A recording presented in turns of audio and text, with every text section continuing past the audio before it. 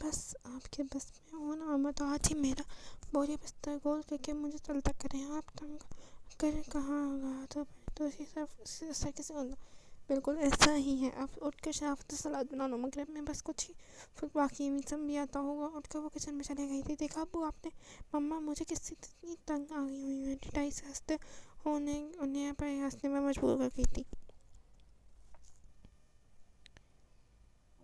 ہر ماں کا ارمان ہوتا ہے بیٹی خوشی خوشی وقت کے ساتھ اپنے گھر کا اور چاہن کے چاہتے اپنے ان کی حمایت سامہ کی طرف ہو گئی تھی۔ شانتی نے اس کی پک ساختہ دی۔ آپ بھی اب مما کے ہم نوا ہو گئے ہیں، کیا کریں بھائی، رسم دنیا ہے، ہم بھی تو تمہاری مما کے ان کے اماں پر چرا کر لے آئے تھے۔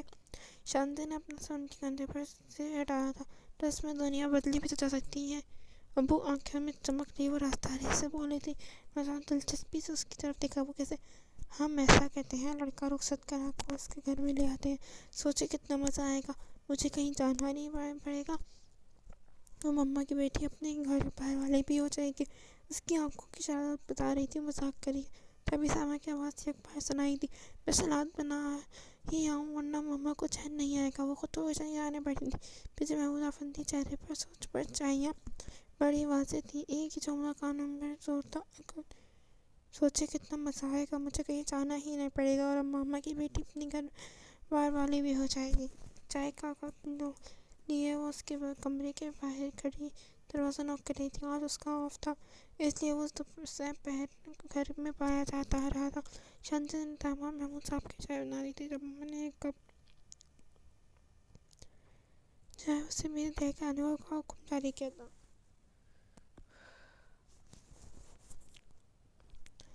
اس دن کے بعد اس کے ایک کمرے کی صفائی کے لیے اس کے آفس جانے کے فوری بعد کا وقت معین کر لیا۔ جب کرنی ہو تو روز محمد سے کہلوانے کا بھی کوئی فائدہ نہیں تھا۔ حیرت انگیز طور پر آج کل کوئی چیز کا دوپٹہ یا ہاتھ لگنے سے دور بھی نہیں رہتی۔ دروازہ کھلا، جھنجھتے ہوئے چہرے اور سوئی آنکھوں کے سامنے کھڑا، شاید وہ سویا ہوا تھا۔ اس کے دروازہ نوک کرنے سے پہلے ہی آنکھ کھلتی، چائے لے لیں۔ چائے کا مگ میں کرتے اس نے نظر ہٹا کر لت مارے انداز میں والدہ موئیزہ نے دروازہ پورا کھول دیا۔ وہاں رکھ جاؤ، میں منہ دھو کر آتا ہوں، میں اس کی طرف اشارہ کرتے بھاری ہوتی آواز میں کہہ کر وہ واش روم کی جانب بڑھ گیا تھا۔ اس نئے آرڈر پر شانتی نے بھی کتاب کھا کر رہ گئی تھی۔ پلٹنے کے انداز میں چائے کا مگ ٹیبل پر رکھا تھا۔ جب وہ واش روم کا دروازہ کھولتے ہوئے مڑا تھا، جانا مت، مجھے تم سے کام ہے، آتا ہوں۔ میں بھی خود کو واش روم میں گم ہو چکا تھا جبکہ شانتی ماتھے پردے پر چڑھے آئی تھی۔ بیزاری سی صورت لیے وہ کھڑی اس کی واپسی کا انتظار کرنے لگی۔ گیلے چہرے کے ساتھ وہ باہر آیا، وارڈروب کھول کر شرٹ نکالنے اس کی طرف آیا تھا۔ پاس آ کر رکتے شرٹ اس کی جانب بڑھی۔ یہ پریس کر دینا پلیز، مجھے کل پہن کر جانی ہے، تہذیب سے انداز میں کہتا وہ اس کی شرٹ تھامنے کے منتظر تھا جو کینہ بھری نظروں سے کبھی شرٹ کو گھور رہی تھی۔ جی جہاں صاحب منع کر دیں، پھر اگر اس نے اماں کو شکایت کر لگا دی تو۔ متفقہ حوصلہ افزائی کے بچے کی چیک اس نے چھیننے کے انداز میں شرٹ اس سے لی اور خود کو صوفے پر بٹھا چائے کی جانب متوجہ ہو گئی۔ شانتی نے قدم باہر کی جانب بڑھا دیے۔ میری بات سنیں، وہاں امریکہ میں آپ کو کپڑے کون پریس کر کے تیار کرتا تھا؟ دروازے پر رک کر بڑے چڑکنے لہجے میں انہوں نے چائے کا سپ لیتے سب نے روکا۔ میں خود کرتا تھا، بڑے آرام سے آیا، تو اب کیا ہاتھ ٹوٹ گئے ہیں آپ کے؟ مسکرا کر طنزیہ انداز میں کہتے وہ انگاروں پر لوٹ رہی تھی۔ ہاتھ تو نہیں ٹوٹے، مگر چاچی نے اس دن مجھے شرٹ پریس کرتے ہوئے دیکھا تھا۔ شانتی کے ہاتھ ٹوٹ گئے ہیں؟ شانتی کے ہاتھ کیا ٹوٹ گئے ہیں کیا تو تم پریس کر رہے ہو؟ آئندہ خود مت کرنا، بلکہ اس سے کہنا۔ ہاتھ تو نہیں ٹوٹے، مگر چاچی نے آئندہ خود مت کرنا، بلکہ اس سے کہنا کر دے گی۔ اسے بتاتے ہوئے اس کے لہجے میں کوئی طنز نہیں تھا، بلکہ اس سادگی سے تھی، مگر شانتی کو پھر بھی اس کا انداز مذاق اڑاتا ہوا محسوس ہوا تھا۔ ماما بھی نا اس کی پرسنل اسسٹنٹ بنا کر ہی سنبھالیں گی۔ اسے رونا آیا تھا، پیر پٹکتی وہ وہاں سے باہر نکل گئی تھی۔ پیچھے کا چائے کا سپ لیتی میسم کو خود نہیں پتا تھا اس کی ہونٹوں کے کناروں پہ کس قدر دلفریب تبسم کھل رہا تھا۔ محمود صاحب کی بات سن کر سائمہ کتنی دیر تک کچھ کہنے کے قابل تک نہ رہی تھی، زبان جیسے کنگ رہی تھی۔ محمود افندی نے جیسے ان کے متوقع رد عمل کے بارے میں جانتے تھے، ان کے کچھ کہنے سے پہلے ہی بول اٹھے، دیکھو سائمہ، یہ سب میری ایک خواہش ہے جس کا اظہار میں تم سے کر رہا ہوں، باقی ہم یہ فیصلہ باہمی رضامندی سے بہنوں کی دیکھ بھال کریں گے۔ میری طرف سے کوئی دباؤ نہیں ہے. تم کھل کر اس بارے میں اپنی رائے کا اظہار کر سکتی ہو. بیوی کی کھوئی حالت کو دیکھ کر انہوں نے سائمہ کا اعتماد لینا چاہا تھا. میں کیا کہوں سب، میرا تو کچھ سمجھ نہیں آ رہا. شان سے میسم کیسے اپنی بات کہتے انہوں نے ڈھنگ کا الفاظ ڈھونڈے تھے. مشکل پیش آ رہی تھی. میں سمجھ رہا ہوں تم کچھ کو جو کہنا چاہتی ہو. جو پچھلے 3 دن میں نے اس بارے میں بہت غور و فکر کی ہے. میسم کی شادی کی ناکامی کو اگر نظر انداز کر کے جائے تو وہ ہر لحاظ سے ایک اچھا اور سلجھا ہوا انسان ہے. پھر گھر کو دیکھا بالا بچہ، اور سب سے بڑی بات ہماری شان سے بیاہ کر بھی ہماری آنکھوں کے سامنے رہے گی. میں نے صبرینا کے لیے بھی اس سے یہی سوچا، مگر صرف بات نصیب کی ہوتی ہے. صرف شادی کا ہی مسئلہ نہیں ہے، بلکہ آپ بھول رہے ہیں 2 شادیوں میں ناکامی کا معاملہ ہے. ایسے میں سو خدشات دل میں جنم لیتے. پھر فریہ نے آپ کے سامنے ہی کیسی کیسی باتیں کہی تھی میسم کے بارے میں. ان کو جاننے کے بعد کوئی بھی ماں کس دل اپنی بیٹی ایسے شخص کے بعد بیاہ کرتے کو لائے ہوگی. اپنے سبھی خدشات ان کے سامنے تالے ایک صرف اپنی بیٹی کی ماں لگ رہی تھی. اول تو یہ مجھے کبھی بھی فریہ کی ان باتوں پر یقین نہیں آیا. میسم نے اپنے لیے اسٹینڈ کیوں نہیں لیا میں نہیں جانتا، مگر یہ سچ ہے سائمہ میرا دل ان سب مسائل کو ماننے سے ہمیشہ انکار ہی رہے گا. لیکن فرض کرو اگر ہم مان بھی لیتے ہیں تو اس بات بیتے بھی عرصہ ہو گیا ہے. میرے خیال میں گڑھے مردے اکھڑنے نہیں چاہیے. اس طرف انسان مزید الجھتا ہے. وہ حد درجہ سنجیدہ نظر آتے. سائمہ بس انہیں دیکھ کر رہ گئی. چلیں مان لیتے ہوں آپ کی یہ بات، مگر پھر بھی ایک نقطے کو نظر انداز کر بھی دیا جائے تو میسم اور شانتی کی عمروں میں مزاج اور عادت کا فرق. کس بات کو نظر انداز کیا جاتا ہے محمود صاحب؟ انہوں نے بات اب بھی نہیں مانی تھی. آخر سوال بیٹی کی زندگی تھا. عمروں کا فرق تو چھوڑتے ہیں بیگم آپ خود مجھ سے 10 سال چھوٹی ہیں. عمر کا کس قدر ہمارے رشتے پر اثر انداز ہوتے ہیں آپ بہتر بتا سکتی ہیں. اور رہی بات مزاج و عادات کی، تو وہ ایک ماں کے بدن سے جنم لینے والوں کا آپس میں نہیں ملتے. میاں بیوی کے کہاں سے ملیں گے؟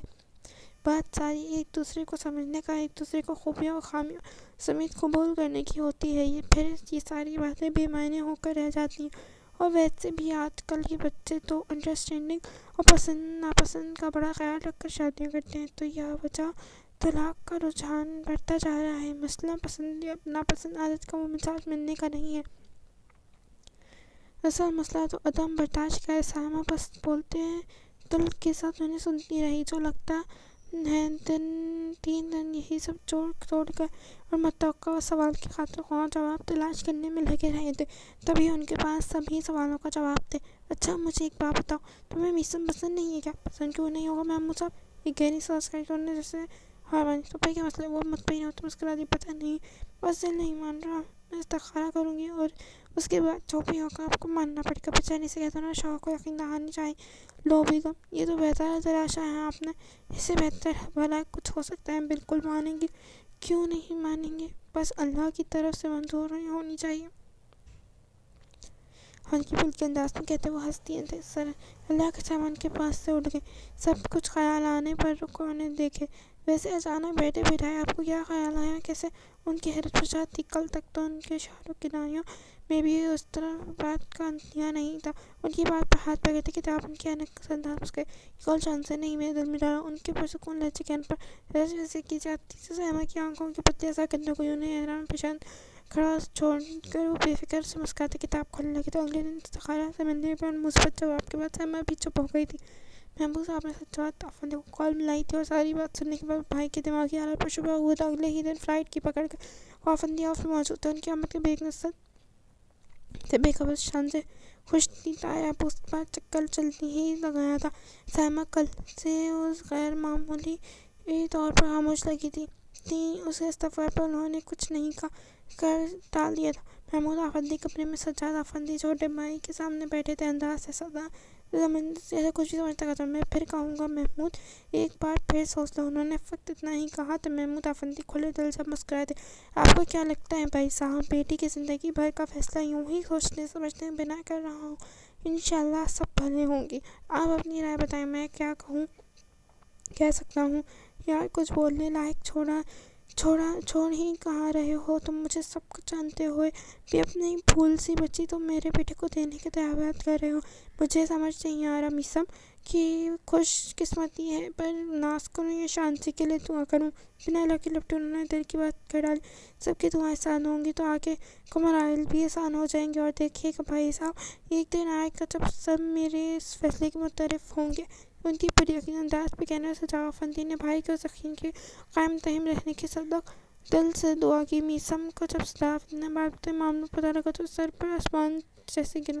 حیرت بھی اس کی کوئی حیرت نہیں تھی، وہ یوں سجاد افندی کا منہ تک رہا تھا جیسے انہوں نے کسی انہونی کا ذکر کر دیا۔ محمود بہت بڑے دل کا مظاہرہ کر رہا ہے، تم بھی اس کی لاج رکھنا۔ ہلکی سی مسکراہٹ کے ساتھ وہ بھی اس کی کہہ رہے تھے، جس کی ذہن و دل میں بے یقینی سمندر پری کو کھا لے رہا تھا۔ ماما مجھے نہیں کرنی اس سے شادی، ان سے شادی روز کا قضا ہوتی۔ وہ بار بار ایک ہی جملہ دوہرا رہے تھے، سمجھ بات بیٹی کی اتنی دیر سے اسے خود سے لگ رہی تھی، جو ہی کر رہی تھی اسے دسویں کہنے پر بگڑ گئی۔ یہ تب سوچنا تھا جب باپ کو ایسا نیا مشورہ دیے تھے، ان کے جلد کے کہنے بھی اس نے لب واقع ہوئے اور حیرت چھوٹا کر اپنے دیکھا۔ پھر تم نے نہیں کہا مشورہ دے کہ تمہیں شادی کر کے رخصت کرنے بجائے لڑکا بیاہ کر یہاں لے آتے تو بکتا میں نے کہیں نہیں جاؤ گی تم لڑکا۔ ہائے مما، میں تو مذاق کر رہی تھی، مجھے کیا پتا تھا ابو یہ سب سوچ لیں گے۔ آپ بچا لینا مجھے۔ ان کا ہاتھ لچ سے پکڑ کر کہتے اس کے آخری الفاظ کمرے میں داخل ہوتے محمود افندی نے بھی سنے۔ کس سے بچانا ہے میری بیٹی کو؟ ہم سے کہیں بھائی، ہم ہیں نا۔ ہاتھ پشت پر باندھے وہ کمرے میں داخل ہوئے تھے۔ دیکھ کر سما بیٹی کے آگے سے اٹھ کر کھڑی ہوئی۔ لو آ گئے تمہارے ابو، اب جو کہنا ہے سننا ہے ان سے کہو۔ میں جو ذرا چائے بنا لوں، بھائی صاحب بھی کہتے ہوں گے آج شام کی چائے کہاں رہ گئی۔ اپنا دامن جاتے وہ شوہر کو کن آنکھوں کی طرف اشارہ کرتے خود کو کمرے سے نکل گئی تو محمود ان کی چھوڑی جگہ پر براجمان ہوتے سامنے بستر پر آلتی پالتی مارے بیٹی کے کاروبار کے باعث سرخ ہوا بالتی مارے بیٹی کے رونے کا باعث سرخ ہوا چہرہ دیکھ کر رہ گئے۔ ابو مجھے شادی نہیں کرنی، ان کے سامنے نئے سرے سے روتے وہ صرف نفی میں ہلاتی محمود افندی نے اپنی بیٹی کے بہتے آنسو اپنے ہاتھوں کے پر چن لیے تھے۔ ارے تو اس میں رونے والی کون سی بات ہے؟ ہم کون سا اپنی چڑیا کو دور بھیج رہے ہیں، یہی تو رہو گی ہمارے سامنے، اور وہ بھی ہمیشہ۔ ان کے بہلانے سے اس کا انداز، اس کا سرو بھی شدت سے نفی میں کی حرکت کرنے لگا تھا۔ مجھے یہاں رہنا ہی نہیں ہے، مجھے ان سے شادی نہیں کرنی نا ابو پلیز۔ وہ صاف مکر گئی تھی۔ محمود صاحب سنجیدہ ہوئے۔ یاد ہے شان سے آج سے 1-1.5 سال پہلے میں نے تم سے پوچھا شادی کے بارے میں، تب تم نے کہا تھا ابو آپ جہاں کہیں گے میں وہیں شادی کروں گی۔ وہ اسے یاد دلا رہے تھے شان سے کہ اپنے الفاظ آج بری طرح اس کے گلے میں اٹک رہے تھے۔ وہ تو میں نے اب کبھی کہہ رہی ہوں، جہاں آپ کہیں گے کر لوں گی، مگر یہاں نہیں۔ دونوں ہاتھوں سے چہرہ صاف کرتے وہ تیزی سے بول رہی تھی۔ تو پھر کیوں نہیں بیٹا، یہاں بھی تو میں ہی کہہ رہا ہوں۔ وہ اسے متانت سے دیکھ رہی تھی اور شانزے کو اپنا آپ کسی گہری کھائی میں گرتا محسوس ہو رہا تھا۔ پتہ ہے شانزے، جب صبرینا کے لیے بھائی صاحب نے میثم کا بات کی تو میں بہت خوش ہوا تھا۔ میثم مجھے ہمیشہ سے بہت عزیز تھا۔ میں خوش تھا کہ میری بیٹی بیاہ کر بھی میری آنکھوں کے سامنے رہی، مگر اس نے انکار کر دیا۔ ہاں مجھے دکھ ہوا تھا، مگر وہ میری بیٹی تھی، اس کی خوشی کے لیے اپنی خوشی زیادہ اہم تھی، جو کہ میثم کے ساتھ نہیں تھی۔ مجھے اس کے انکار سے بہت تکلیف تھی، مگر بیٹی کی خوشی کے آگے وہ تکلیف کچھ بھی نہیں تھی۔ ماں باپ اولاد کی خوشی کے لیے اپنا دل مار لیتے ہیں بیٹا۔ اب اگر تم انکار کر دو گی تو مجھے دکھ ضرور ہوگا، مگر آخری فیصلہ صرف تمہارا ہی ہوگا۔ میں تمہاری خوشی کا مقدم رکھوں گا بیٹا، اس لیے رونا بند کرو اور آج رات سکون سے سوچو۔ مجھے یقین ہے میری بیٹی بہتر فیصلہ کرے گی۔ اس کے سر پر پیار سے دبکتے ہوئے وہ بال اس کے کوٹ میں ڈال کر خود اٹھ کھڑے ہوئے۔ ان کے جانے کے بعد بھی وہ یوں ہی بیٹھی رہی تھی۔ رونے کی شدت میں کمی آ گئی تھی۔ معاف ہوتے دماغ کے ساتھ کچھ بھی سوچنے سمجھنے کی صلاحیت اس وقت پہ وہ کھو چکی تھی۔ تکیے پر سر رکھتے وہ لیٹ گئی تھی۔ محمود افندی کی باتیں سوچ کر نئے سرے سے اسے رونا آ رہا تھا۔ میثم صبح جاگنے سے واپس آیا تو محمود افندی سیلون پر ہی نظر آ گئے تھے۔ اندر جانے کے بجائے وہ ان کے پاس ہی چلا آیا۔ وہ ان سے اپنی جانب بڑھتا دیکھ خوش دلی سے انہیں سلام کرتا ساتھ والی کرسی پر بیٹھ چکا تھا۔ پسینے سے گیلا ہوئے بال کو ہاتھوں سے انگلیوں کی مدد سے پیچھے کی جانب کر رکھا تھا۔ چہرے پر بڑی سنجیدگی سے تاثرات سجے ہوئے تھے۔ کچھ کہنا چاہتے ہو؟ اسے تذبذب کا شکار دیکھ کر انہیں کہنا پڑا تھا۔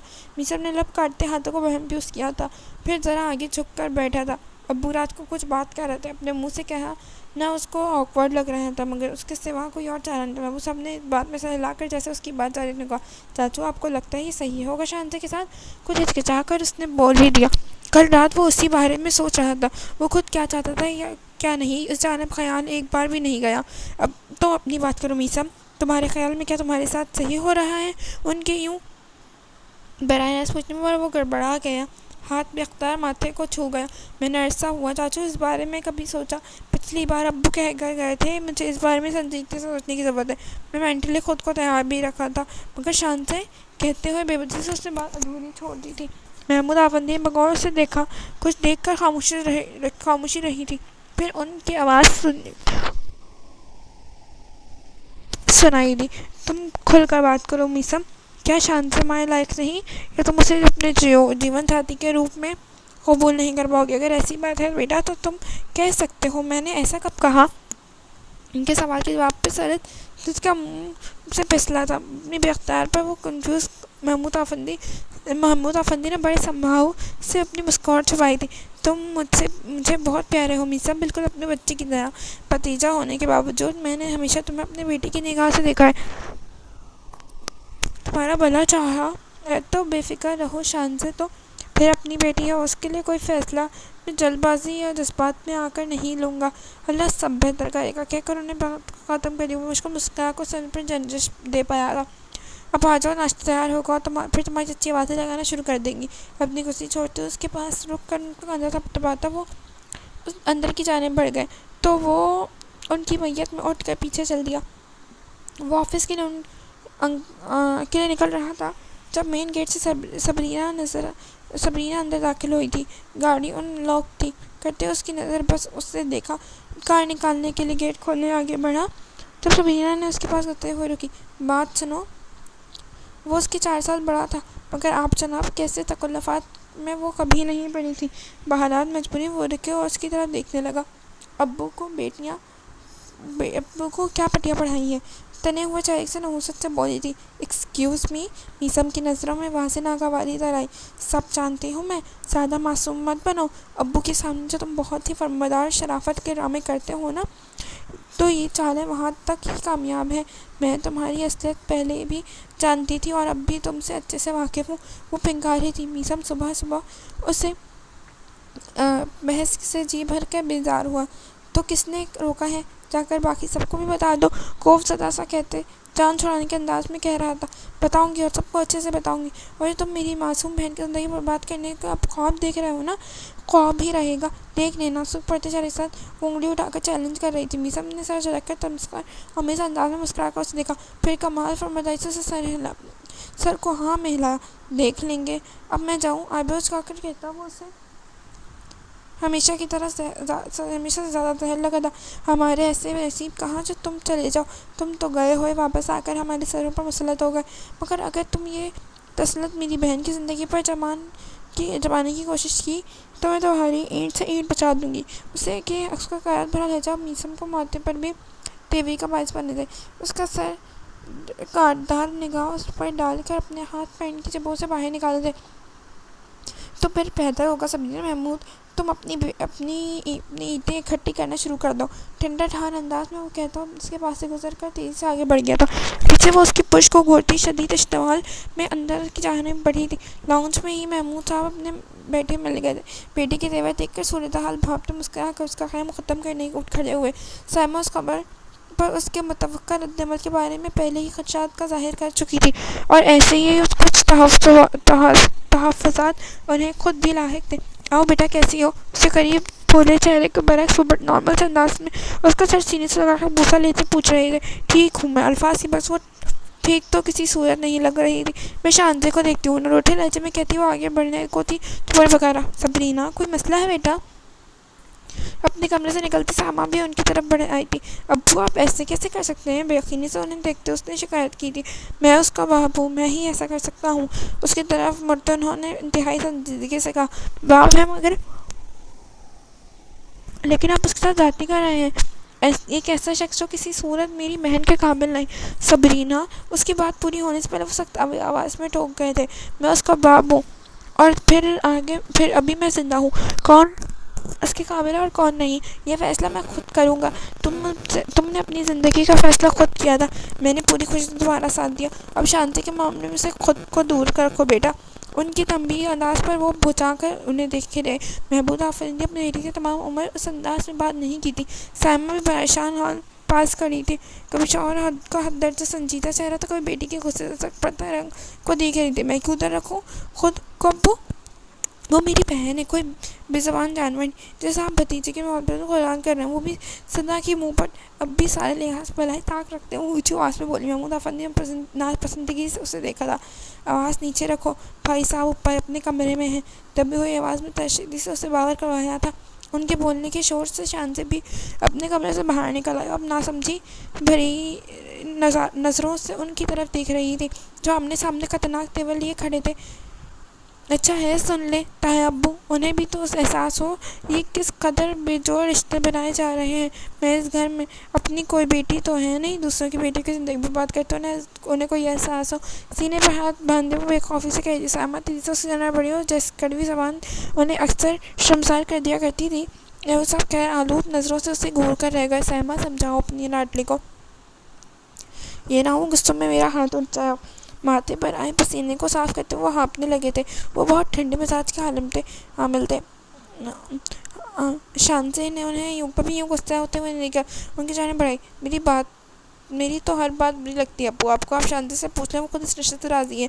ماں کی آنکھیں نکالنے کے باوجود وہ باز نہیں آئی تھی۔ اپنے نام پر شانزے سٹپٹائی نظروں سے بہن کو دیکھنے لگی جو بڑے یقین سے ہی دیکھ رہی ہے، جیسے اس کے تردید کسی صورت نہیں کرے گی۔ تم اپنی رائے اس پر مسلط مت کرو، وہ خود سمجھدار ہے، اپنا بھلا برا وہ خود سوچ سکتی ہے۔ صبرینا کو کہتے انہوں نے شانزے کو دیکھا۔ بیٹا بتاؤ تم کیا سوچا؟ ان کی نرمی سے پوچھا۔ شاید مدد تم نظر سے ماں کو دیکھا جو خود بے بسی سے کھڑی تھی۔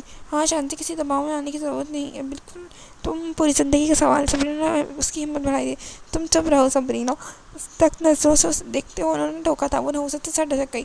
تم بولو بیٹا، جو تم چاہتی ہو، کسی ڈراؤ اور دباؤ کے، بنا کسی ڈراؤ دباؤ کے۔ اس کی شانے پر اپنا دست شفقت رکھتے ہوئے مسکرا کر کہہ رہے تھے نم آنکھوں سے شانزی نے پہلے صبرینا کو دیکھا جو آنکھیں میں اشارہ کرتے بنا آواز سے ہلتے لبوں سے بولنے کو کہہ رہی تھی، پھر بچائگی سے باپ کو دیکھا جو بظاہر مسکرا کر جواب منتظر کر رہے تھے، مگر ان کی آنکھوں میں بے چینی کے حلقوں سے سر جھکانے پر مجبور کر گیا۔ پھر اس کی دبی بات گونجی، میں نے یہ فیصلہ ابو پر چھوڑا تھا، مجھے ان کا اپنے بارے میں ہر فیصلہ منظور ہے۔ بنا کسی طرف دیکھے اس نے کہا۔ محمود آفرینی کے لبوں پر ایک تشکر آمیز سانس خارج ہوا تھا۔ خوش رہو، اس کا سر محبت سے تھپتھپاتے انہوں نے ایک جتاتی نظر بڑی بیٹی پر ڈالی جو آنکھوں میں بے یقینی و صدمے پھاڑے ابھی بھی شانزے کو دیکھ رہی تھی۔ میں نے کہا تھا نا میری بیٹی بہت سمجھدار ہے، وہ کھرے کھوٹے کا فرق پہچانتی ہے۔ وہ ظاہر سائمہ سے مسکرا کر کہہ رہے تھے، مگر صبرینا کسی طنز کی طرح لگا تھا۔ آپ نے اسے ایموشنل بلیک میل کیا ہے ابو، اور یہ تو ہے ہی بیوقوف، جذبات میں آ کر ساری زندگی تباہ کر رہی ہے۔ خیر بھاڑ میں، چاہے میں ہی پاگل ہوں جو اس کے لیے آواز اٹھا کے چلی آئی۔ جا رہی ہوں میں، ماں کا ہاتھ نچھانے سے ہٹاتی وہ جلدی کرتی انہی قدموں سے واپس گئی۔ صبرینا بیٹا بات تو سنو، سائمہ نے اس کے پیچھے جانے دو سائمہ، اسے فی الحال وہ اپنے بکس کی آگ میں اندھی ہوئی پڑی ہے، کچھ بھی کھائی نہیں دے رہا، اس سے کچھ دن گزرنے تو خود ہی ٹھیک ہو جائے گی۔ ان کی سخت سے منع کرنے کے پر سائمہ دل محسوس کر رہ گئی۔ تم کیوں رو رہی ہو پاگل؟ آنسو بہاتی شانزی کے سر تھپڑا۔ آپ بھی ناراض ہو کر گئی ہیں ابو، روندے ہوئے لہجے میں وہ بولی تھی۔ تو کون سا پہلی بار ایسا ہوا ہے؟ اس کی مرضی کے خلاف کچھ بھی ہو ہمیشہ ایسے ہی ناراض ہو کر جاتی ہے، تھوڑے دن بعد ٹھیک ہو جاتی ہے۔ اس بار بھی ایسا ہی ہوگا۔ تم رونا بند کرو، جاؤ میرے لیے اچھی سی چائے بنا کر لاؤ، بلکہ پہلے جا کر دیکھو تو ابو کو سر درد کا آرام آیا انہیں کہ نہیں، ان سے بھی چائے کا پوچھ لینا۔ اسے پچکارتے کہتے وہ خود صوفے میں بیٹھ گئے۔ اسے للا کر ایک نظر ماں کو دیکھتی سینوں کے جانے پڑی تھی۔ چال کی مضرت حد سے سوا تھی، جو فیصلہ وہ ساری رات جاگ کر نہ کر سکی۔ باپ کے چہرے پر پڑے والے ایک نگاہ نے کروا دیا تو کیا واقعی ہی اس کے جذبات میں آ کر غلط فیصلہ کر دیا؟ صبرینا کے الفاظ اسے مزید دلباشتہ کر رہے تھے۔ صبرینا ناراض ہو کر گئی تھی، اس کے باوجود شام تک گھر کا ماحول خوشگوار ہو چکا تھا۔ آنن فانن جنگل میں آگ کی طرح رشتہ تہ پانے کو خبر پورے خاندان میں پھیل گئی۔ جو بھی سنتا حیرت کا ایک اظہار ضرور کرتا۔ عجیب چیمگیاں شروع ہو گئی تھیں۔ بھلا محمود آفرینی کو ایسی کیا مجبوری تھی جو اپنی پڑھی لکھی خوبصورت کم عمر بیٹی 2 بار کے طلاق یافتہ مرد سے کرنے کو تیار ہو گئے؟ گھر میں مبارکباد دینے کے لیے آنے والی پڑوس آنٹی اور رشتہ دار خواتین بھی دبے دبے لفظوں میں چتا کر رہی تھی۔ سائمہ تو ایسے ہی عذرا مروت مسکرا کر بات ٹال جاتی تھی، مگر جاتے جاتے کوئی جملہ شانزی کے کانوں پر پڑتا تو اپنی قسمت پر اور رونا آتا۔ دل پہلے ہی اچاوٹ تھا، مزید بے سار ہونے لگا۔ جاتے ہوئے میسم کہیں دکھائی دے جاتا تو اسے یوں چلا دینے والی نظروں سے دیکھتی جیسے سارا کی ادھر اسی کا ہو۔ وہ تو چلتا پھرتا روبوٹ تھا، چہرے پر سجی سنجیدگی اور بے تاثر پن ہنوز ہر وقت قائم رہتا تھا، مگر اسے دیکھ کر وہ ضرور غصے سے لال پیلی ہو جانے لگتی تھی، بلکہ اب تو اسے لگتا تھا کہ وہ خود چلتی پھرتی رنگی ڈھنگ بن گئی ہے۔ چہرے پر ایک رنگ آتا تو دوسرا جاتا۔ اس پر مستند صبرینا اس کے کسی کال کا میسج کا جواب نہیں دے رہی تھی۔ اتنے دن ہو گئے تھے، اس کی ناراضگی اس بار ختم ہونے کا نام نہیں لے رہی تھی۔ محمود افندی خود اس کے گھر جا کر اسے منا کر آئے تھے، جس کے بعد بالآخر اسے شانزے کی کال اٹھانے کی یاد آ ہی گئی تھی۔ ابھی تک ناراض ہے؟ حال احوال پوچھنے کے بعد اسے لہجے میں بگانے پن پر وہ پوچھے بنا نہ رہ سکی، تو کیا نہیں ہونا چاہیے؟ میں وہ تمہارے لیے لڑ رہی تھی شانزے کہ رات کو کال کر کے تو روتے ہوئے تم نے کہا تھا تمہیں اس سے شادی نہیں کرنی، اور تم نے کیا کیا؟ ابو کے سامنے اپنے فرماندار بیٹی ہونے کا رول نبھاتے اپنے پیر کو آپ کلاڑی پر دے مارا۔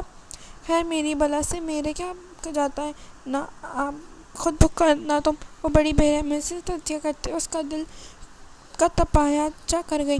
سوری آپی، مجھے پتا ہے آپ میرے لیے بول رہی تھی، مگر میں کیا کرتی؟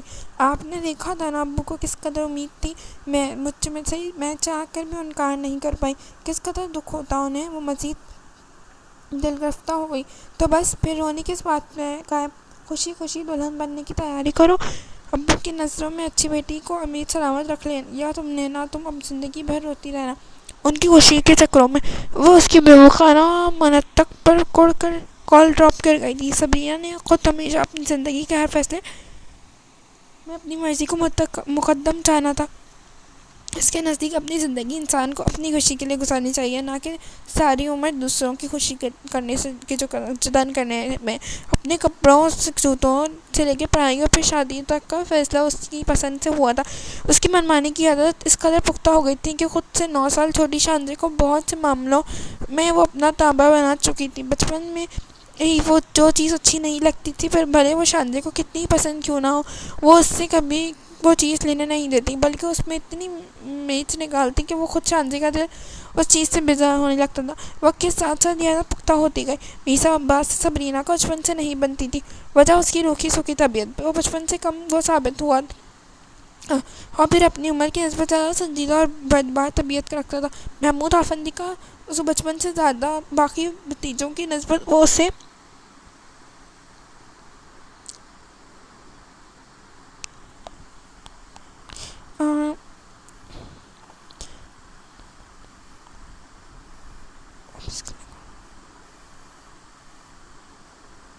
یہ دوبارہ ریپیٹ ہو رہا ہے۔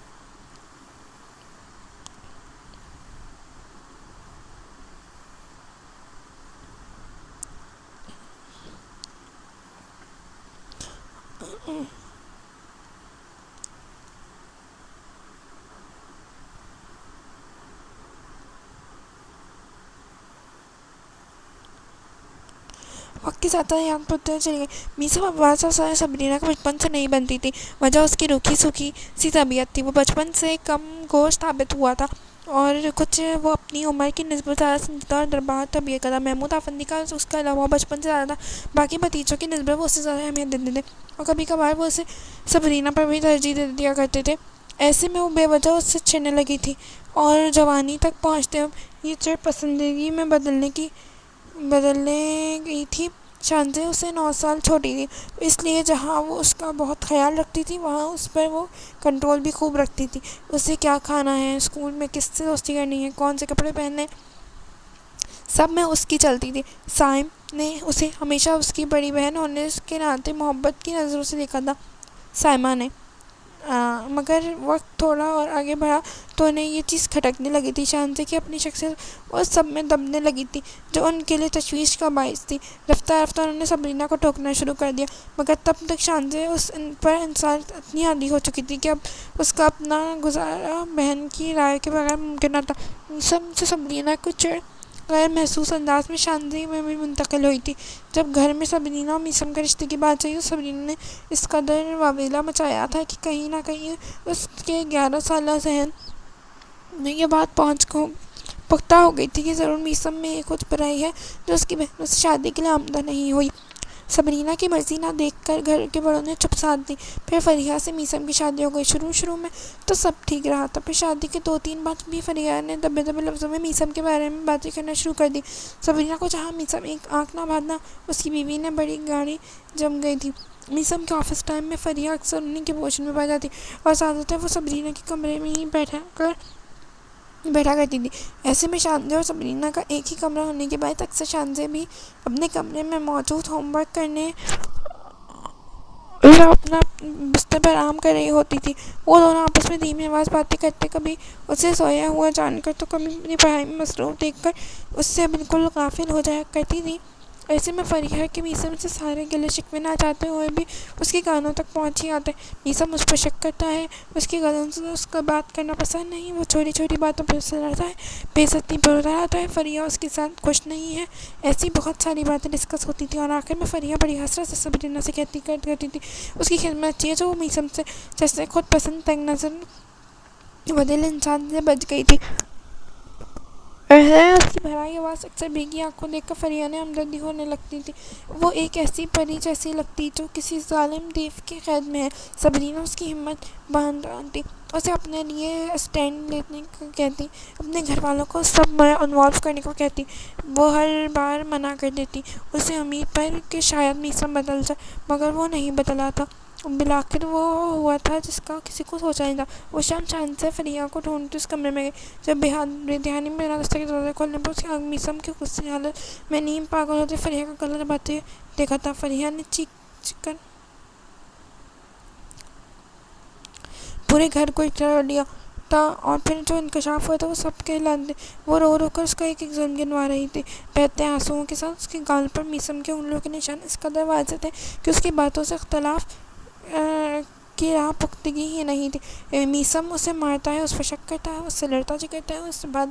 اس سے بات شروع ہو کر جس نقطے پر گئی وہ بھیانک نہیں تھا۔ فریحہ نے الزام لگایا کہ میثم نے اپنے بچے کو ابارشن کے لیے اسے فورس کیا تھا۔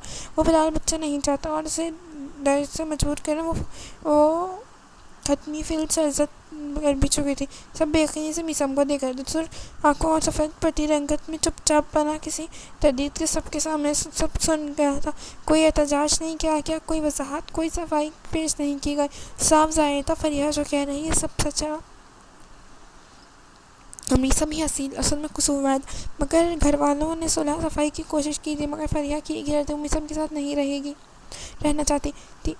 اسے طلاق چاہیے تھی بصورت دیگر وہ کورٹ جانے کو بھی تیار تھی۔ اس کے گھر والے بیٹی سے ہوئی زیادتی پر سیکھ پاتے، ایسے میں ان کی ساری سپورٹ بیٹی کے ساتھ تھی۔ پہلے ہی سب میں خوب تماشا بن چکا تھا، مزید رسوائی سے بہتر تھا میثم خود ہی سے طلاق دے کر، مگر یہاں وہ اڑ گیا تھا۔ وہ کسی صورت نہ فریحہ کو ساتھ رکھنے کو متوجہ تھا، نہ اس طلاق دینے پر آمادہ تھا۔ ایسے میں سجاد افندی اس کی ٹھن گئی تھی۔ دونوں کے درمیان گرما گرمی ہوئی تھی۔ زندگی میں پہلی بار باپ کے سامنے اونچی آواز میں بات کر رہا تھا۔ سجاد افندی کا اس کا ہاتھ اٹھتے رہ گیا۔ محمود افندی نے بڑی مشکل سے پھپھتے ہوئے بڑے بھائی کو قابو رکھتے میثم کا بچاؤ کیا، ورنہ اس کا گالا ان کے تھپڑوں میں سے میں ہوتا۔ بالآخر ماں کی منت کرنے پر اس نے ہاتھ جوڑنے پر مجبور ہوتے میثم کی بحالت جبر فریحہ کو طلاق دے دی تھی، مگر پھر وہ خود بھی یہاں نہیں رہا تھا۔ تو ماں کے قلیل عرصے میں وہ امریکہ چلا گیا۔ سب اس کی ناراضگی سمجھنے سے قاصر تھے، غلطی اس کی اپنی تھی، اس کے باوجود اس قدر غصہ و ناراضگی کا اظہار کر رہا تھا، سمجھ سے باہر تھا۔ رفتہ رفتہ سب نے اس کے حال پر چھوڑ دیا۔ ایسے میں محمود افندی نے اس سے رابطے بنائے رکھا تھا۔ جو بھی ہوا تھا اس میں میثم کو مجرمانہ خاموشی کے باوجود ان کا دل ان سب الزام کو ماننے سے انکاری تھا۔ اسے یہاں آتے ہوئے انہوں نے کئی بار اس سے سچ پوچھا۔ بشرا اس کے لیے روتی رہتی تھی، اس کا دکھ انہیں وقت سے پہلے مستر ملک تک لے کے آیا تھا۔ یہ بھی اس کی خوش نصیبی تھی جو ان کے مرنے سے پہلے وہ آ کر ان سے مل کے آیا تھا، ورنہ یہ کسک ساری زندگی رہتی۔ مگر اس کے بعد جو وہ گیا تھا وہ 8 سال تک واپس پلٹ کر نہ دیکھا۔ وہ گیا تھا تو سب کی زندگیوں میں ایک بھونچال لا کر گیا تھا۔ اب واپس آیا تو پھر سب سر پر آسمان گرایا تھا، اور اس بار وہ عزت میں شانزیں آئی تھی۔ اس کا چڑیا جتنا دل بری طرح زخمی ہوا تھا، بل ہاتھ میں لیے اپنے ہی ہوئے نقصان کا تخمینہ لگا رہی تھی جب گیٹ کھلا تھا اور اس کی گاڑی اندر داخل ہوئی۔ اسے دیکھ کر اس کا زور زور سے رونے کا جی چاہا تھا۔ بھلا کسی قسمت یوں بھی پھوٹتی ہوگی جس طرح اس کی پھوٹی تھی۔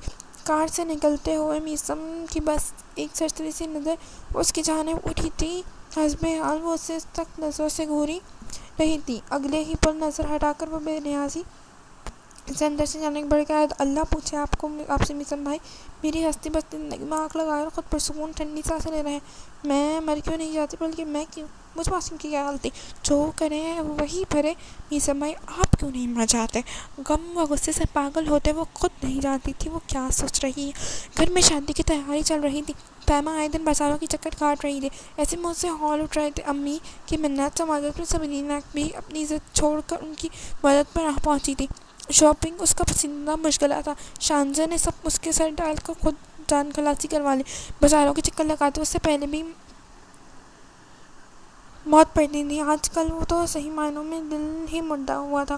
کچھ دنوں میں ہی علی کی فیملی بھی آنے والی تھی۔ جو دن قریب آ رہے تھے اس کا چہرہ اتر جا رہا تھا۔ محمود آفندی کے سامنے بزنس مسکراتی لگتا اب ساری عمر بھی یہی ایکٹنگ کرتے گزرنے لگی۔ سائمہ اس کی کیفیت سمجھ رہی تھی، اس کے لیے اس سے زیادہ چھیڑتی نہیں تھی، پہلے کی طرح بگاڑ کر اس کے کام بھی نہیں کرواتی تھی۔ آتے جاتے ہوئے خود سے لگا کر پیار کرتی تو اس کی آنکھوں میں اختیار نہ ہونے لگتی۔ اس کا برائڈل ڈریس آ گیا تھا، سبرینا دوپٹہ اس کا سر پر ٹکائے اس کو دیکھ کر تم مسکرا مسکرائی تھی۔ بہت پیاری لگ رہی ہو دلہن بن کر، افسوس ایک ایسے مرد کسی سے جانے جا رہی ہو جو تیسری بار اس تجربے سے گزر رہا ہے۔ تمہارے حصے میں کیا آئے گا؟ اس کے بوسیدہ جذبات بھاری کامدار دوپٹہ شانزے کے سر سے ڈھلک گیا۔ آپی، تیزی سے آنکھوں میں نمی کے انداز میں اسے پکارا تھا۔ پتہ نہیں وہ اتنی شفاف کیوں بن جاتی تھی، کیا کرتی تھی، ہر وقت اپنی سنسیا باتوں اس کے معصوم پہلے سے ٹوٹے دل کو کچی کرنے کو تیار رہتی۔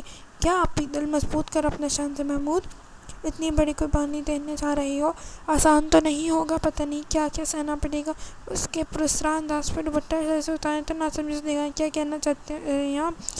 اتنی بچی مت بنو شانزے، مرد بڑا کینہ پرواز مخلوق واقع ہے، اور تم تو میثم کے حساب میں بہت سے نکلتے ہیں۔ اور اس کے بھولن پن پر وہ خوف زدہ سی بولی، کیسے حساب سے؟ ساتھ کی آواز میں نہ جاتے ہوئے خوف کو لکھا ہے۔ سبرینا اس کی عقل پر ماتم سے تاثر نظر دیکھا۔ تم بھول سکتی ہو شانزے، تم سبرینا محمود کی بہن ہو، اگر میثم کی یہ بات کبھی نہیں بولے گا۔ جانتی ہو نا سبرینا کون؟ سبرینا وہ جس نے پہلی بار میثم عباس کو ٹکرایا تھا، اور مرد اپنے آپ کو ٹکرانے والی عورت کو کبھی نہیں بولتا، اس کے خلاف عناد اپنے دل میں ہمیشہ والے رکھتا ہے۔ اگر وہ بدلہ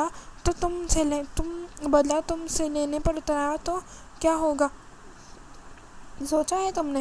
اس کی زد پڑتی رنگت سے اس گلفشاں کرنے سے روک نہیں پائی تھی۔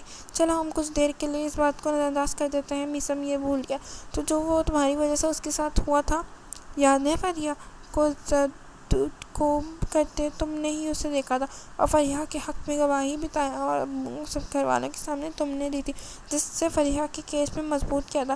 تمہیں کیا لگتا ہے میثم کو یہ یاد نہیں ہوگا کیا؟ دم سادے سنتے آنکھوں میں آنسو بہہ نکلے تھے۔ مگر سبرینا کو اس پر ترس نہیں آیا تھا۔ زندگی میں پہلی بار شانزے نے اس کی بات پر انحراف کیا تھا، وہ اسے معاف کرنے کو تیار نہیں تھی۔ اس گھر میں آتے ہوئے اس کا جتنی بار بھی میثم سے سامنا ہوا تھا، رہ کر شانزے پر غصہ آتا تھا۔ اس دن باہر کھڑے ہو کر اس نے کس قدر کرافرڈ سے کہا تو اس سے شادی نہیں ہونے دے گی، اور ایسا کرنے میں کامیاب ہو بھی جاتی اگر شانزے پیچھے نہ ہٹتی۔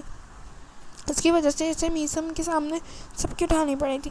اس سے اپنی طرف اٹھتی نگاہ خود پر ہستی محسوس ہوتی تھی، جبکہ وہ کبھی مارکیٹ سائمہ کے ساتھ واپس آتی اور وہ کبھی گھر میں موجود ہوتا۔ کیا سوچتا ہوگا، وہ باتیں تو بڑی بڑی کی تھی، اب کسی کے سامنے اس کی شادی کی تیاریاں کرتی پھر رہی ہے۔ وہ جو نظر آتا ہے شانزے، وہ ہے وہ نہیں۔ اس نے فریحہ کو کتنا ٹارچر کیا تھا، مگر کسی کے کان خبر تک نہیں ہونے دی تھی۔ کتنا معصوم بنا پھرتا رہا تھا وہ۔ بنیادی طور پر وہ چھپ کر وار کرنے والوں میں سے ہے، سب کے سامنے اچھا بننے کا ڈھونگ رچائے۔ وہ اپنی اصلیت سامنے نہیں آنے دیتا، مگر فطرت بدلتی بھی نہیں سکتی، ورنہ پہلے ہی بات دوسری شادی کیوں ناکام ہوتی۔ اس لیے اس کی زندگی کا حصہ بننے سے پہلے خود کو اور لحاظ سے پوری طرح تیار رکھنا۔ اس کا خوفزدہ چہرہ تھپکتے کر وہ کمرے سے باہر نکل پڑی تھی۔ اپنے عروج سے جوڑے کر دوپٹہ بیڈ پر ہاتھ پر رکھ کے نیچے آیا تھا۔ ایک ٹوٹی ہوئی سسکی اس کے لبوں سے خارج ہوئی تھی۔ دوپٹے کو سختی سے مٹھی میں بھینچتے اس پر لگے نگ اس کے ہتھیلی میں جیسے پیوست ہو گئے تھے۔ درد کا احساس سا جاگا تھا، شل ہوتے ذہن کے ساتھ اس سے آگے صرف اندھیرا سے گہرے بادل منڈلاتے رہے تھے۔ کہیں دونوں کے اعصابی دباؤ سے بخار کی شکل تو اختیار تو ایسا چمٹے کی شادی کے دن بھی اسے بخار تپ رہی تھی۔ دلہنپے کا روپ بخار کی تمزاد سے دور آہستہ ہو رہا تھا۔ ہلکے گلابی رنگ کی بھاری لہنگے میں موم کی گٹھیاں معلوم ہوئی تھی۔ سب اس کے پیروں میں بیٹھے سفید بالکل سادہ کاٹن کی کرتا شلوار پر نفیس مگر کسی بھی ڈیزائن ورتائی سے ممراز پرنٹس اور پہنے میسم کے گلے میں تازہ گلابوں کا ہار دلہا کے ظاہر کر رہا تھا، ورنہ اس کی تیاری بہت سادی تھی۔ مبارکباد اس کے لیے اسٹیج پر آنے والے مہمانوں کے رشتہ ملتے وہ بے میں بیٹھا تو اس کا دوپٹہ ٹھیک کرتی شانزے کے گرم بخار سے تپتے ہاتھ سے ٹکرایا۔ اس نے چونک کر اندر موڑتے اسے دیکھا جو خلاف معمول بہت خاموشی سے تپتے ہوئے چہرے کے ساتھ بیٹھی ہوئی تھی، وہ ممکن حد تک نظر انداز کی ہوئی تھی۔ میسم لب بیچ کے سامنے دیکھنے لگا۔ رخصتی کے بعد ہوٹل سے گھر تک کا سفر بڑی خاموشی سے کر رہا تھا۔ اس کی طبیعت کے پیش نظر اسے جلدی ہی کمرے میں پہنچا دیا گیا۔ سبرینا ہوٹل سے ہی واپس اپنے گھر چلے گئی تھی۔ دنیا داری کے سامنے سب کے سامنے مسکراتی رہی مگر اب مزید ایکٹنگ کرنے میں وہ سکت نہیں رہی تھی، اس لیے بہتر ہی تھا وہ اپنے گھر واپس چلی جائے۔ سائمہ نے بھی کوئی اعتراض نہیں کیا۔ شیلی سے اس نے زبردستی چلنے والے کھانا کھلا کر بخار کی دوا کھلائی۔ نکاح کے بعد میسم کے گلے ملتے محمود افندی نے میسم سے بس اتنا ہی کہا تھا، اپنی سب سے پیاری چیز تمہیں سونپ رہا ہوں میسم، خیال رکھنا۔ ان کا چھوٹا سا فکر اس کے کندھوں پر کسی قدر بوجھ ڈال گیا تھا۔ میسم کو اپنے شان ان کی امیدوں کے بوجھ تلے دھکتے محسوس ہوا۔ میسم بیٹا، سیڑھیاں چڑھتے ہوئے سائمہ نے کے پکار پر پیچھے مڑ کر دیکھا۔ شانزی کی طبیعت ٹھیک نہیں ہے، خراب طبیعت کی وجہ سے چڑچڑ سی ہونے لگی ہے، اس کا دھیان رکھنا۔ ان کی التجائی انداز پر مسکرا کر سہلاتا سایہ چڑھ گیا۔ کمرے میں قدم رکھا تو اسے احساس سرد سے ہوا، کوئی نیا جذبہ، کوئی اچھوتا سا احساس اپنے دل میں جاگتا محسوس نہ ہوا تھا۔ کمرے کا لاک لگنے کی آواز کے ساتھ وہ جو بیڈ کے کونے پر پاؤں نیچے کیے بیٹھی تھی، سرد سے اٹھ کر زیوروں سے جلتا رنگ میسم کے متوجہ کیا جو سکھ بیٹھے چہرے کے ساتھ کھڑی اسے خوف و ہراس کی بھری نظروں سے دیکھ رہی تھی۔ میسم کو اشنبا ہوا، وہ پچھلے 3 ماہ اس کو دیکھ رہا تھا، وہ کوئی دبوسی لڑکی نہیں تھی، وہ خود سے ڈرتے تو اسے کبھی نہیں دیکھا تھا۔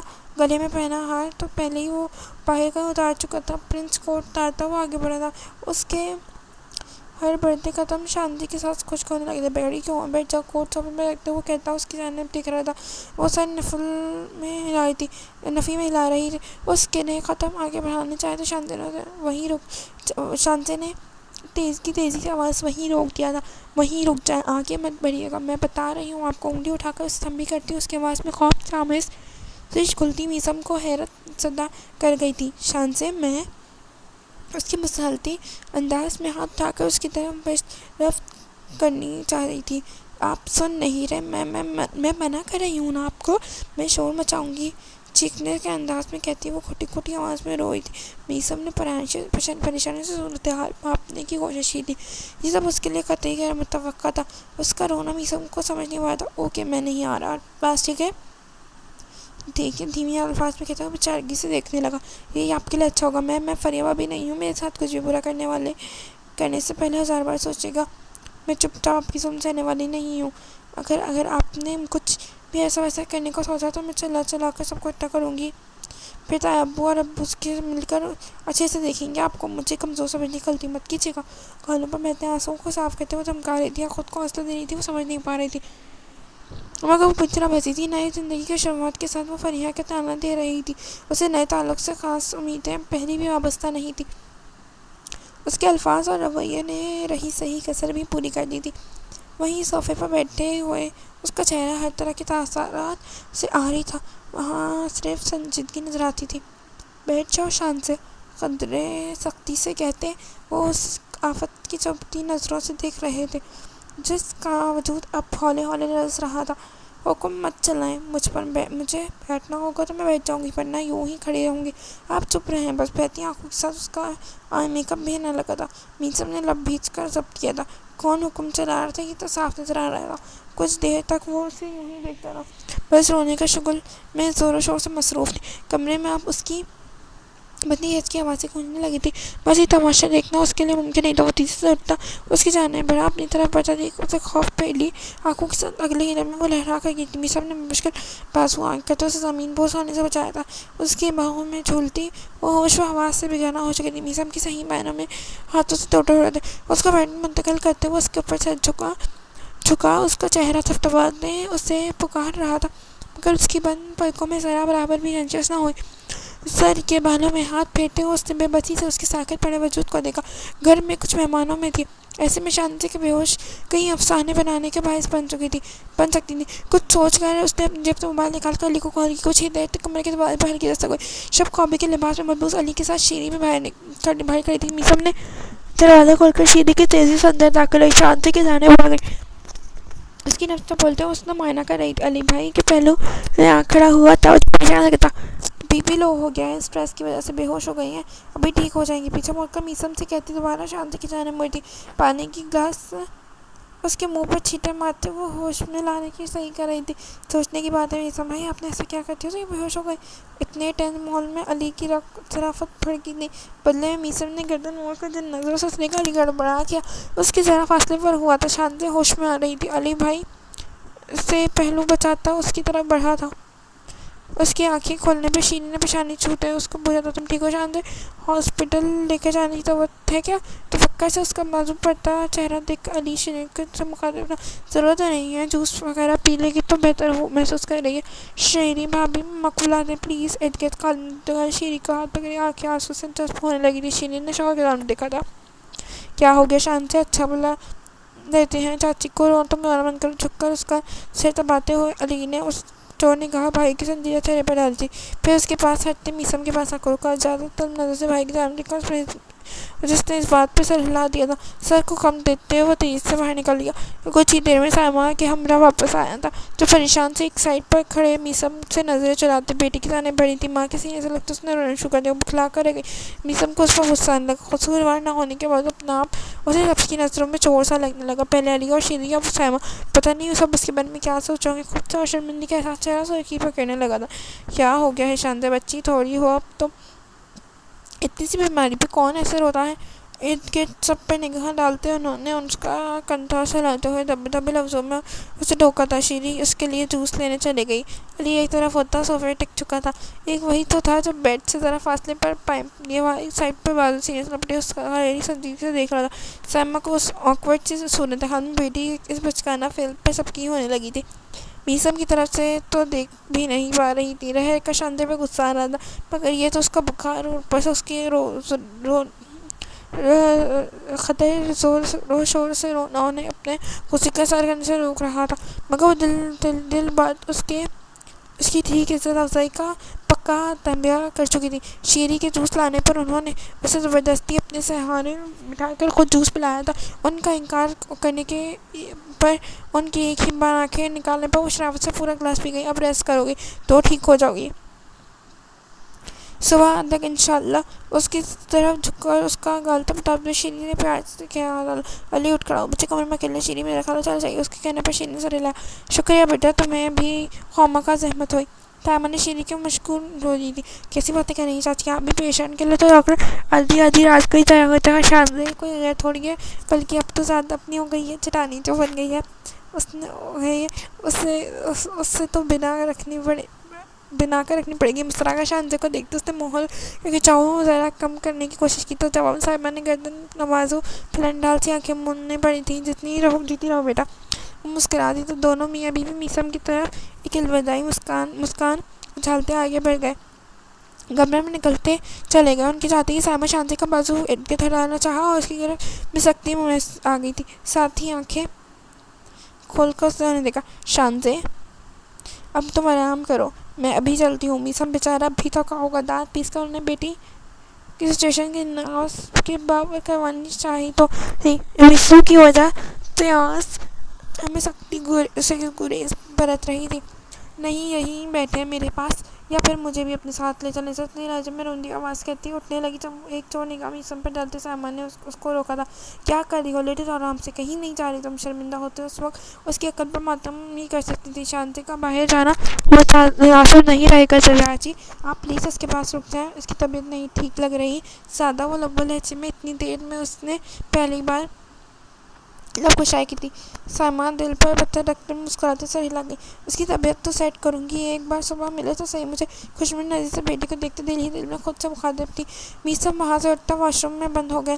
اس کے منظر سے ہٹتے ہی اس کی بیماری کی وبا کے بغیر سائمہ نے ایک چیز اس کے کندھے پر رسی کی جو ان کی موجودگی خود کو قدرے محفوظ جان کر سکون دا زیرا سکون اردگی میں جانے لگی تھی. سرپرانگ آنکھ کھولنے کا کیا تماشا لگا رکھا ہے شان سے, کیوں ماں کو ذلیل کروا رہی ہو؟ واش روم میں بند دروازے کو دیکھتے انہوں نے اسے ہرکا تھا. میں بیمار ہوں ماما, آپ کو تماشا لگ رہا ہے. اس نے ایک بار پھر اسے رونا آنے لگا تھا. سائمہ نے اسے گھورا. خدا نہ خواستہ کوئی بستر مرگ پر نہیں پڑی تھی تو تم جو ایسا کر رہی ہو, معمولی سا بخار ہے جو کوئی پہلی بار نہیں ہوا تمہیں, مگر اتنی نازک مزاجی تو تم پہلے کبھی نہیں رہی. اس کے ٹھیک ٹھاک لگتے یامو کیا ہوتا, مجھے تو یہی لگ رہا ہے جیسے میں بستر میں مرگ پر ہوں اور موت کے فرشتے میری طرف رفتہ رفتہ بڑھ رہا ہوں. کچھ دیر پہلے میسم کمرے میں آمد اس کا خوف کے مارے کچھ ایسا ہی حال ہوا تھا. ایک تو بخار, اوپر سے صبرینا کی باتیں جو ذہن میں بری طرح گردش کر رہی تھی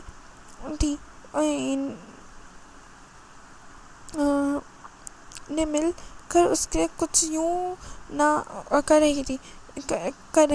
ان دونوں نے مل کر ان دو باتوں مل کر کچھ یوں ناتوا گیا تھا کہ وہ اسے خود نہیں جانتی. میسم کی اپنی طرف پڑھتا دیکھ کر ایک دم سے ہوا کیا تھا. اچھا بس زیادہ غلفل بولو, سو جا آرام سے. لے کر بچے کے سامنے شرمسار کر دیا تم نے مجھے. واش روم کے بند دروازے پر نگاہ کرتے کہا تو شانتی نے کوئی جواب نہیں دیا. نیند کا غلبہ ساتھ جو اس پر طاری ہونے لگا تھا, آنکھیں بوجھل سی ہوتی بند ہونے لگی تھی. سائمہ نے اسے دیکھا, پھر اس کے بے آرامی کا خیال سے غیر محسوس کن انداز میں اسے زیور اتارنے لگی. اس سے فراغت ملی ہی تھی کہ واش روم کا دروازہ کھلا تھا. وہ شاید شاور لے کر نکلا تھا. اس کے گیلے بالوں سے اسے یہی اندازہ ہوا تھا. انہیں اپنی طرف متوجہ پا کر رسمی سے انداز میں مسکرایا اور ڈریسنگ ٹیبل کی طرف مڑ گیا. سائمن متعدد سی نگاہ سوئی شانتی پر جاری. اس کا ماتھا جھک, بخار کی حدت پہلے سے کم تھی, شاید اب دوا اثر کر گئی تھی, یا ان کی موجودگی نے اس کی قوت مدافعت بڑھا دی تھی. اس کے بازو آہستگی سے ہٹاتے ہوئے بستر سے اٹھ کے میسم بالوں میں بہش گیا تھا. یہ پہلے سے بہتر ہے, اب میں بھی چلتی ہوں. بیٹا تمہارے چاچو رات دیکھ رہے ہوں گے, تم آرام کرو. ان کے مسکرا کر میسم نے بھی گردن ہلائی. میسم جاتے جاتے وہ اچانک پلٹی. وہ سوال نظر میں مچوا. بیٹا شانتی کی طبیعت میں تھوڑا لابالی پن ہے, چھوٹی تھی نہ تو محمود صاحب نے اس کو زیادہ لاؤٹ اٹھائے ہیں. اس کی کسی بات بچ گانا روے پر اپنا دل تنگ مت کرنا بیٹا. آہستگی سے سنبھل جائے گی. یہ سب ہوا بھی تو کس قدر اجلت میں ہے تو نہ تو بس ذرا وہ کیا کہنا چاہ رہی تھی وہ اچھے سمجھ رہا. چلتا ہوں ان کی آپ پریشان نہ تو چچی, میں پوری کوشش کروں گا آپ کو اور چاچو کے مان پر پورا کر سکوں. سائمہ نے بے فکر ہوتے مسکرا کر اس کا شان سب دبایا تھا. پھر وہ باہر نکل گئے. ان کے جانے کے بعد دو لاک کرتا وہ سجدہ تک یہ احساس دیتا اوپر شاور لینے سے تنے ہوئے سب ذرا ریلیکس ہوئے تھے. ایک نظر سوئے ہوئے وجود پر ڈال کر لائٹ آف کرتا وہ سائڈ لیمپ پہ دھیمی سی لو میں چلتا ہوا بیڈ تک آیا تھا. شان سے اس کی سائڈ پر سوئی ہوئی تھی, دوسری سائڈ پر آ کر دراز ہوا تھا. تکیے سے سر ڈالتے کمبل کھینچ کر خود پر سے برابر کیا تھا. ایک نگاہ اس کی پشت پر ڈالتے کروٹ بدل لی تھی. پورے دن کی تھکن اور کچھ دیکھ کے عجیب و غریب حالات اس کے کچھ بھی سوچنا نہیں چاہتا تھا. اس وقت اسے صرف اور صرف پرسکون نیند کی طلب تھی.